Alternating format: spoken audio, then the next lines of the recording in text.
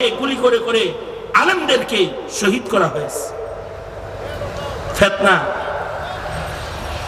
হাসিনা ফিতনা, হাসিনা ফিতনা, ছোট ফিতনা।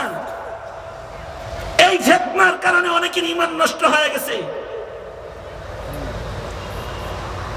হাসিনা ফিতনা বাস্তবায়ন করতে গিয়ে অনেক নেতা বেঈমান হয়েছে। হাসিনার সরকার আলেমদের লিস্টি পাঠাইয়া দিছে, এই নেতা এই লিস্টি লয়ে ঘুরছে, এই হুজুরের ওয়াজ করতে দেওয়া যাবে না। অর্থাৎ সে হয়েছে তখন মুদির দালাল, আর আলেমদের উপরে নির্যাতন করে সে অত্যাচার করে মুসলমানের অধিকার নষ্ট করেছে।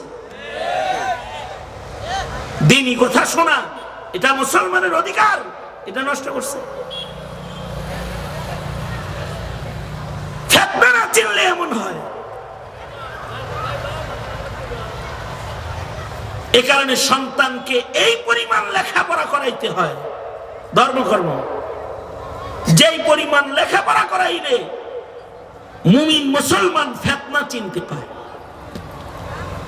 কতটুকু লেখাপড়া করাইলে কমস কম ফিতনা চিনবে। সহজ কিছু মানদণ্ড আমাদের আকাবিররা বলছে, নিজের সন্তানকে কমপক্ষে বিশুদ্ধ কোরআন শরীফের তিলাওয়াত শিখাও, ও ফিতনা চিনে ফেলবে। বিশুদ্ধ কোরআন শরীফ তিলাওয়াত শিখাই ফিতনা চিনবে। কারণ যে বিশুদ্ধ কোরআন পড়া জানে সে হক্কানি আলেম চিনবে। বুঝলেন না এই কথাটা? হ্যাঁ, স্যার হোসেন কে নিয়ে মানে আপনি নিজে পড়তেই পারেন না, তো আপনি ভুল পড়ে কে সহি পড়ে কে বুঝবেন কিছু? বুঝলেন না এই বিষয়টা? আর যদি আপনি কমাস কম নিজে শুদ্ধ কোরআন পড়তে পারেন, তাই তো আপনি যার তার পিছনে নামাজ পড়বেন না, ঠিক না? আপনি যার তার পিছনে যে ইক্তাদাই তো বিহাজার ইমাম কইবেন না, কারণ আপনি কোরআন পড়া শুনলেও বুঝবেন এটা কি নামাজ পড়েন না মৌলবী নাকি নামাজ বরবাদ করেন না মৌলবী, সাথে সাথে বুঝবেন। আর দেখবেন তাকায় বাংলাদেশে যত ফিতনা আছে, এই সব ফিতনার এক নাম্বার রোগ এটি কোরআন শরীফ পড়তে পারে না। দেখেন আহলে হাদিস এত ওয়াজ করে, এত আমিন আর হাত বাঁধা নিয়ে চিল্লাপাল্লা করে, কোরআন শরীফ পড়তে পারে না। বুঝেন না এই বিষয়টা? হ্যাঁ, পারে না, পড়তে পারে না।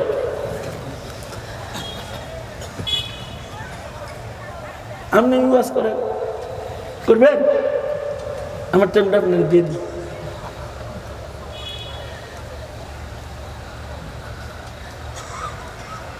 দেখবেন আমিন নিয়ে ঝগড়া লাগাইছে, হাত পাতা নিয়ে ঝগড়া লাগাইছে। বুবা মানুষ আমিন বলতে পারে না, তারও নামাজ হয়। যারা হাত উঠাইতে পারে না, হাতই তার নাই, উপরে উঠাইব কই নিচে নামাইব কই, তারও নামাজ হয়। কিন্তু যদি কোরআন মজিদ না পারে তাহলে তো তার নামাজ হয় না। আমি যদি কোনো নামাজি নাও বলে তাতেও নামাজ হয়ে যায়,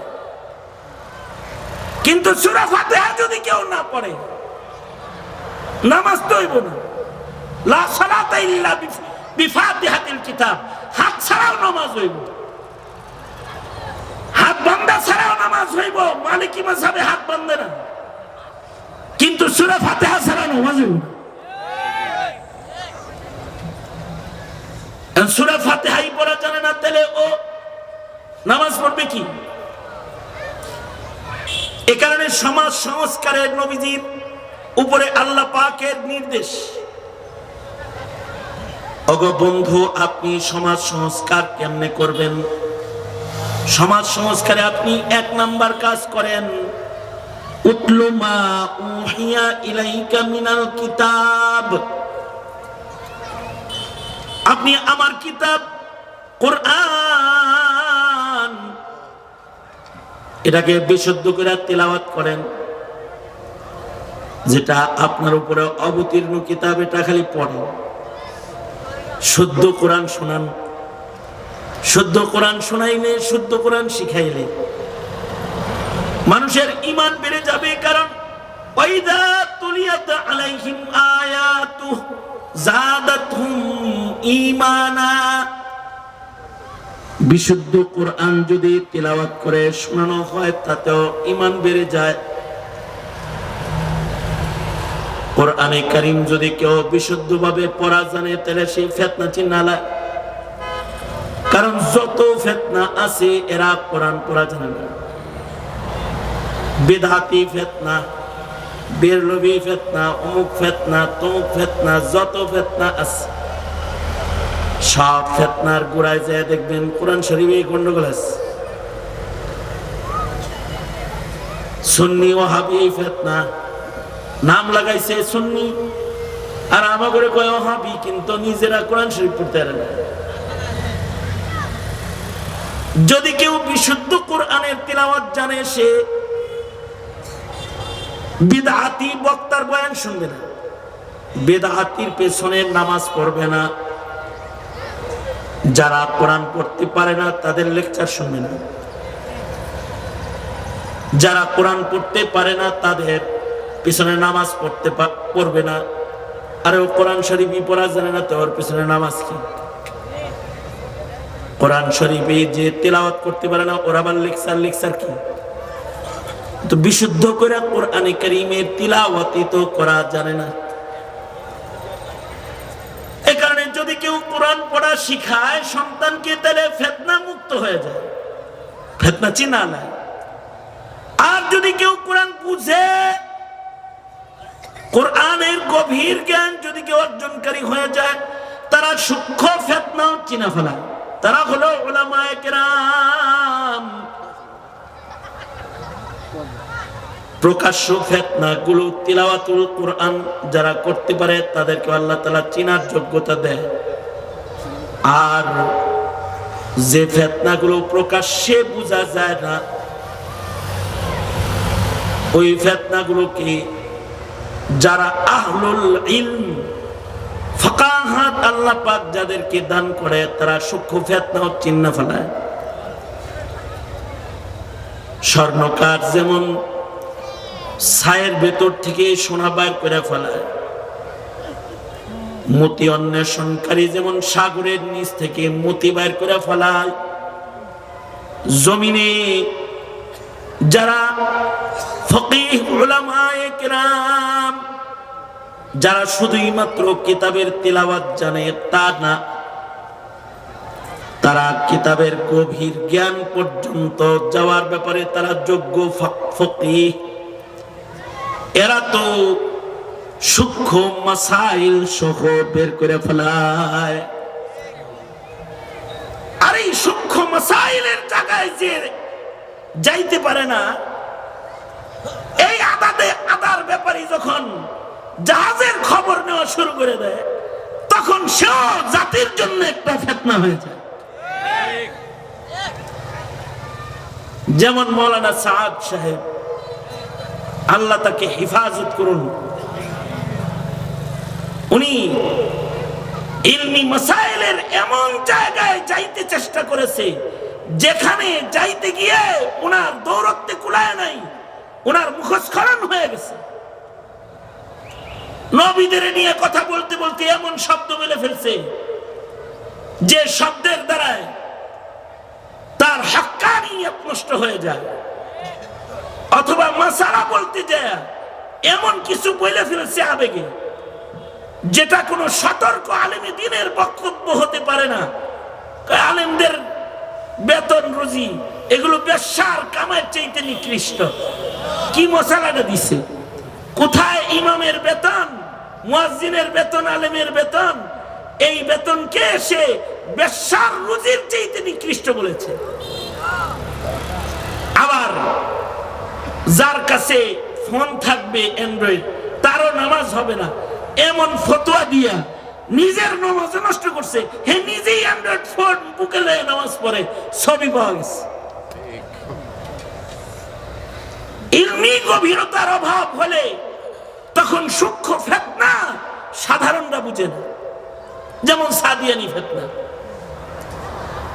কাদিয়ানি ফিতনাটা প্রকাশ্য ফিতনা, আর সাদিয়ানি ফিতনাটা সূক্ষ্ম ফিতনা। কাদিয়ানি ফিতনা তো জাহেলেও চিনে, কিন্তু নসিব খারাপ হইলে শিক্ষিত কাদিয়ানিকে চিনে না, যদি কপাল খারাপ হয়। আমাদেরকে রিমান্ডের ভিতরে পুলিশ একবার জিজ্ঞাসা করছে, কাদিয়ানিরা কি আসলেই কাফের? চিন্তা করেন, সে বিসিএস ক্যাডার, সে বলছে কাদিয়ানিরা কি আসলেই কাফের। তার মানে সে কাদিয়ানি চিনে না। যে কাদিয়ানি চিনে না, ও সাদিয়ানি চিনব করতে? সাদিয়ানি তো আরো ডিপের ফিতনা, অনেক গভীরের ফিতনা। খারিজিরা যেমন হযরত আলীকে মেরেছে, মাইরা কইছে আলহামদুলিল্লাহ, সাদিয়ানিরা ওই ফিতনা যারা ইস্তেমায় ঢুইকা নিজের হাতে মুমিন মুসল্লিকে হত্যা করে বলছে আলহামদুলিল্লাহ, ওই ফিতনা।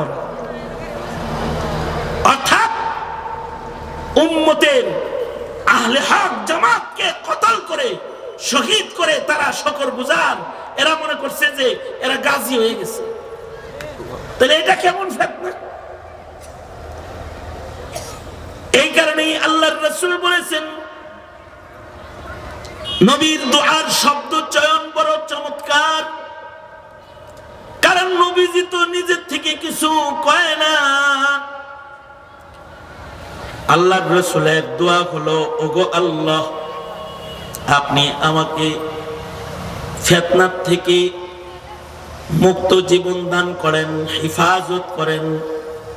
আল্লাহুম্মা ইন্না নাউযু বিকা মিনাল ফিতান মা যাহারা মিনহা ওয়া মা বাতান। যেটা চেনা যায় ওই ফিতনার থেকেও আমাকে বাঁচান, আর যে ফিতনাটা সূক্ষ্ম ফিতনা, স্বাভাবিক কায়দায় চেনা যায় না, বোঝা যায় না, এটাতেও আমারে বাঁচান। এটার থেকে বাঁচানোর দোয়া করছে, নবী শিখাইছে। যারা এই দোয়াগুলো জারি রাখবে তাদেরকে আল্লাহ তাআলা ফিতনা থেকে হিকমতে বাঁচায়া দিবে, আল্লাহর রহমতে বাঁচায়া দিবে। কারণ ফিতনা না চিনলে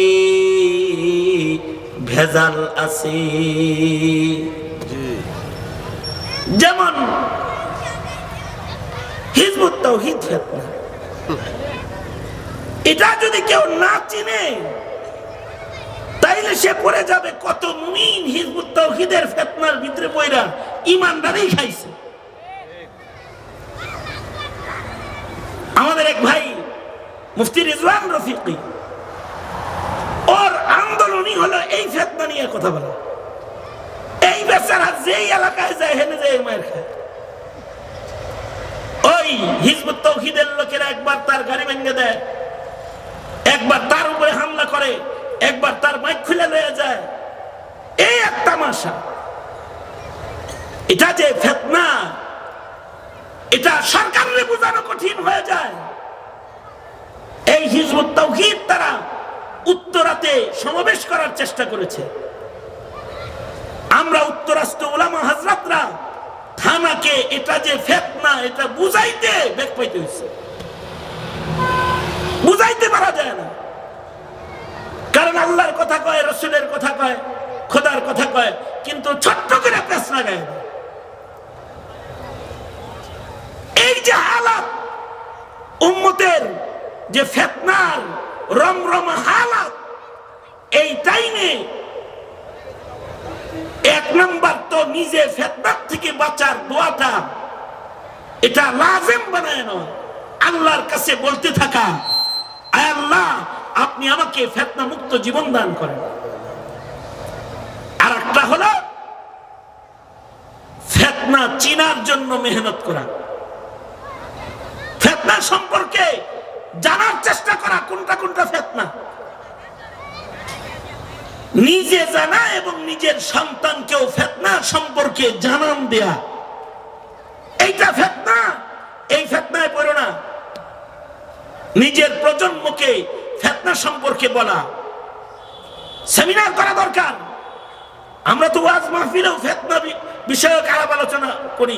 যেমন আমাদের আল্লামা নুরুল ইসলাম ওলিপুরি দামাত বারকাতুহু, ওনার জিন্দেগিটাই হইল যত ফিতনা আছে এই ফিতনা এক একটা করে ধরে, আর এই ফিতনা সম্পর্কে জাতিকে উনি সতর্ক করে। যত আহলে বাতিল আছে তাদের মুখোশ উন্মোচন করে ফিতনা। এক একজন এক এক স্টাইলে উম্মতকে সতর্ক করে। আর মামুনুল হকেরা, বাবু নগরীরা, মাদারেসে কওমিয়ার সন্তানেরা তারা সিয়াসাত ফিতনাকে তুলে ধরে। এই সব সিয়াসাত মুসলমানের সিয়াসাত। কিছু সিয়াসাত আছে, রাজনীতি আছে, যেটা করলে মুসলিম রাজ্যের ইমানের পরিবেশ দফন হয়ে যাবে, এগুলোকে তারা তুলে ধরে। কারা মুসলমানের কোন ক্ষতি রাজনৈতিক ভাবে করে সেটা তুলে ধরে। তো জাতি তখন মনে করে কি এরা রাজনীতি করে। আরে মিয়া, না মিয়া, কোসর রাজনীতি, মৌলবীরা কোনো রাজনীতি করে না। মৌলবীরা রাজনীতির সিয়াসাত বুঝাইতে যায়, রাজনীতির দস্তরখানে দাঁড়ায়া রাজনীতির কথা বলে, নোংরা রাজনীতির কপাট খোলে। তারা খুলে দিয়ে দেখায়, দেখো কত নোংরা। জাতিকে যতক্ষণ পর্যন্ত ফিতনা ফাসাদ সম্পর্কে না চেনানো হবে, ওরা ফিতনায় পড়ে যাবে। ফিতনা থেকে বাঁচার একটা গুরুত্বপূর্ণ আমল হলো সূরা কাহফের তিলাওয়াত। এই সূরা কাহফ কিন্তু এক আয়াতের সূরা না। যেমন সূরা কাউসারের ভেতরে মাত্র এক আয়াত, সূরা আসরের ভেতরে মাত্র 3 আয়াত।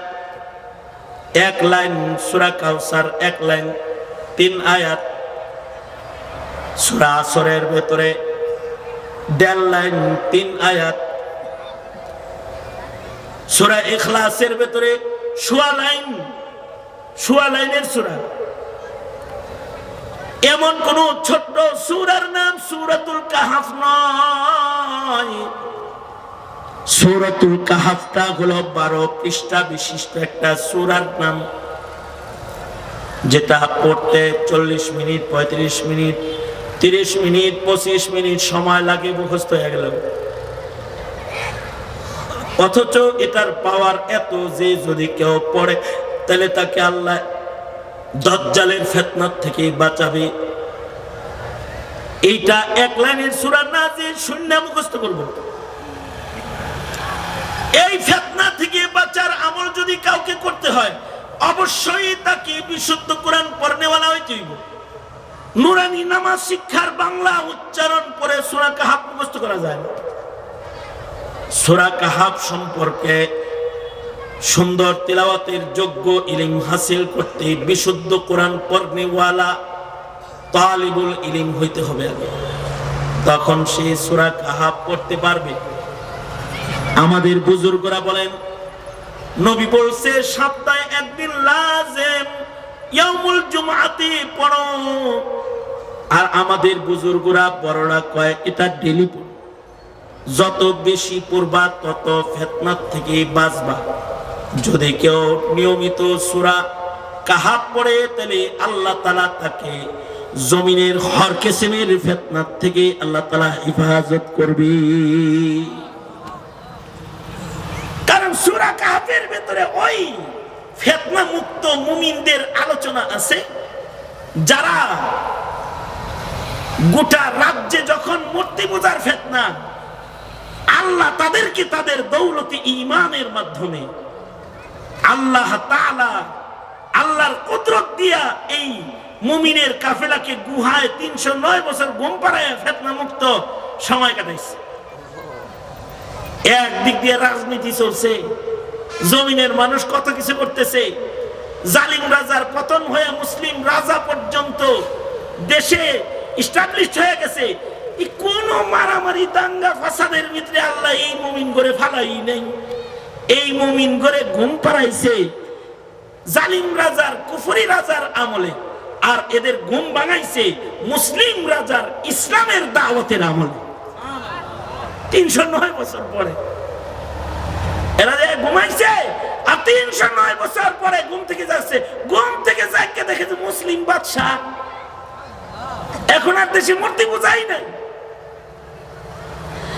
বাহরহাল আল্লাহ তাআলা, আল্লাহ পাক এদেরকে ঘুমের হালতে রেখে দুনিয়ার সব জটলা থেকে বাঁচাইছেন।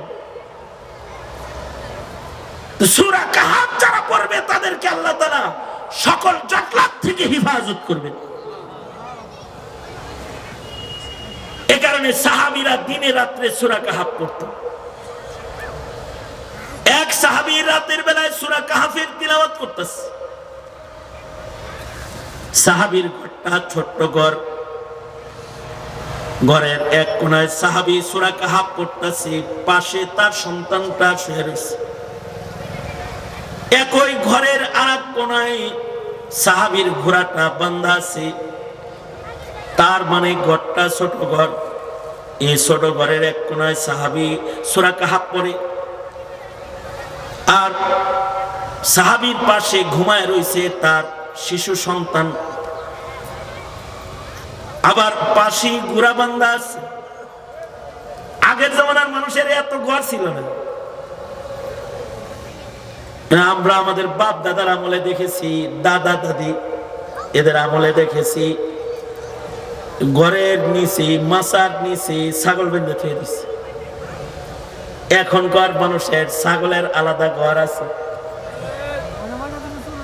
কিন্তু আগের যুগের মানুষ ঘরের ভিতরেই ছাগল রাখছে, খাটের নিচে ছাগল বাঁধা আছে।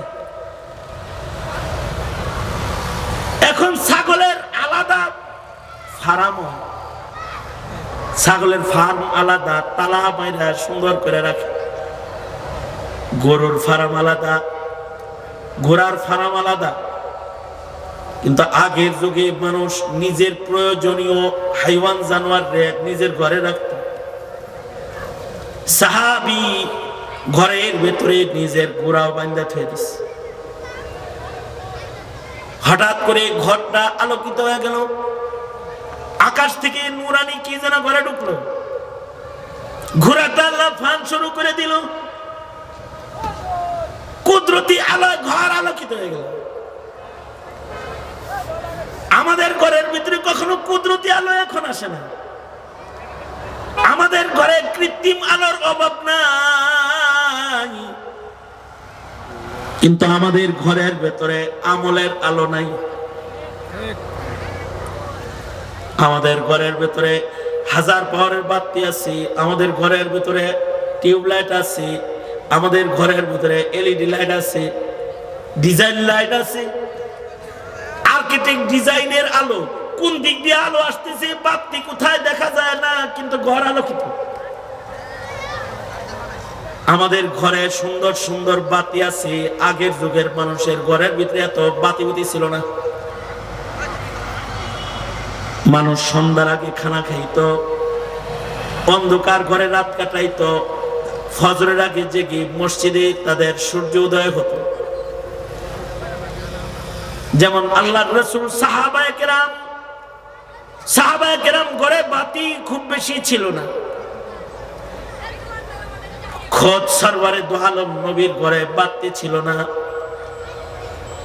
হযরত আয়েশা সিদ্দিকা নিজে বলেন, আমার ঘরে বাতি নাই, আল্লাহর রাসূল হাবিবে কিবরিয়া আমার ঘরে নামাজ পড়ে, লম্বা নামাজ, অন্ধকারে আমি দেখি না, আমি অন্ধকারে ঘুমাই করাইতে করাইতে আবার নবীজির সিজদার জায়গায় যে আমি শুয়ে যাই। আর আল্লাহর রাসূল নিজের হাতে আমাকে সামনের থেকে সরান, নবীজি নিজের হাতে সরায় দেন। অন্ধকার ঘরে আমি নবীর সিজদার জায়গার ভিতরে ঘুমাই। তার মানে হলো সাইয়্যিদুল মুরসালিন রাহমাতুল লিল আলামিন নবীর কুপির ভেতরে তেল নাই। হযরত আয়েশা সিদ্দিকা বলে, সাইয়্যিদুল মুরসালিন নবীর ঘরের চুলায় মাসের পর মাস আগুন জ্বলতো না। ছাত্র বলে, তখন আপনারা খাইতেন কি? উম্মুল মুমিনিন বলে, তখন একটা খেজুর দুই ভাগ কইরা এক টুকরা আমি খাইতাম, আর এক টুকরা হাবিবি কিবরিয়া খেতেন, এক গ্লাস পানি। এটা খানা। ঘরের ভেতরে খাবার ছিল না, ঘরের ভেতরে ফ্রিজ নাই, ঘরের ভেতরে ফার্নিচার নাই, এসি নাই, লাইট নাই। মসজিদের নববীর ভেতরে নবম হিজরি পর্যন্ত কোনো বাতি নাই। সাহাবীরা এশার নামাজ, ফজরের নামাজ পড়ছে অন্ধকারে। তামিমে দারি নবম হিজরিতে মসজিদে প্রথম বাতি জ্বালাইছেন, কিন্তু তাদের ইবাদতের নূর ঘরে ছিল। যাদের ঘরে ইবাদতের নূর থাকে, তিলাওয়াতের নূর থাকে, তাদের ঘরের নামটা আল্লাহর আকাশে একটা গ্রিনিজ বুক আছে, ইবাদুর রহমান নামক গ্রিনিজ বুক। মুফতি শফি রহমাতুল্লাহ আলাইহি বলছেন, যাদের ঘরের নামাজ হয়, যাদের ঘরে তিলাওয়াত হয়, আকাশের ইবাদুর রহমানের খাতায় এই ঘরওয়ালার মালিকের নাম আল্লাহ লিখে দেয়। ওয়াল্লাযীনা ইয়াবিতুনা লিরাব্বিহিম সুজদান ওয়া কিয়ামা। আমাদের সন্তানরা তো ফিতনায় পড়বে। আমাদের ঘরের ভিতরে টিভি চলে, আমাদের ঘরের ভিতরে নাটক চলে, সিনেমা চলে, বাদ্য চলে, গান চলে, কোরআন নাই। ফিতনায় পড়বে না কিসে পড়বে? ফিতনা ছড়ানোর জটিল যন্ত্র ইন্টারনেট জগৎ, ফিতনা ছড়ায় দেওয়ার জটিল যন্ত্র। আন্তর্জাতিক ভাবে ফিতনাকে এস্টাবলিশ করা হয়। এখানে আমার শাইখ মুর্শিদ, পীর মুর্শিদ, ওনার কাছে কেউ বাচ্চা নিয়ে গেলে ওনার আমলটা ইদানিং আমিও করি। আমি বলি যে আমার হযরতের আদেশ এটা যে আমনের ছেলে খালি আমার মাদ্রাসায় ফিতনা মুক্ত ফ্রিজে রাখলে হইব না, আমনেও ভর্তি হইতে হইব। তো আমনে ভর্তি হইতে হইব করলে হলে হে তো নইরে চড়ে বহে, হে তো ভর্তি হইব না। তা কয় কেমনে ভর্তি হইব? হযরত নিয়ে দেন